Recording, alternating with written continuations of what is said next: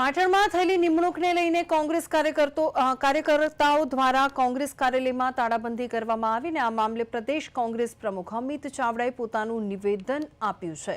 જન આક્રોશ યાત્રા દરમિયાન છોટાઉદેપુર ખાતેથી અમિત ચાવડાએ જણાવ્યું છે કે એસટી ડિપાર્ટમેન્ટની એક નિમણૂકને લઈને સ્થાનિક સ્તરે વિવાદ થયો હોવાનું તેમના ધ્યાનમાં આવ્યું છે અને આ અંગે તેમણે જણાવ્યું કે એસટી ડિપાર્ટમેન્ટના ચેરમેનને બંને પક્ષોને સાથે બેસાડી સમાધાન કરવા સૂચના આપી છે અને આ અમારો ઘરનો મામલો છે અને તેને ઝડપથી સુલઝાવી દેવામાં આવશે।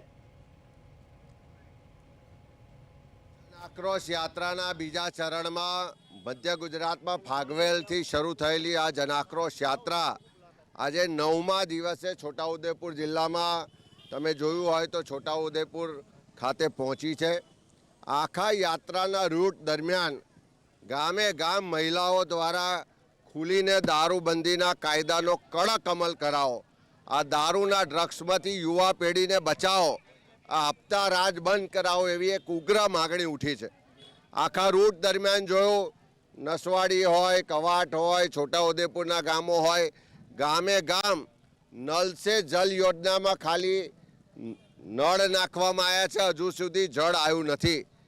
2 વર્ષ 4 વર્ષ 8 વર્ષથી લોકો રજૂઆત કરી રહ્યા છે પણ આ નલ સે જલ યોજનાનો લાભ કોઈને મળ્યો નથી। કરોડો રૂપિયાનો ભ્રષ્ટાચાર આ નલ સે જલ યોજનામાં થયો હોવાના પ્રત્યક્ષ પુરાવા અમે બધા જોઈને આવ્યા છે।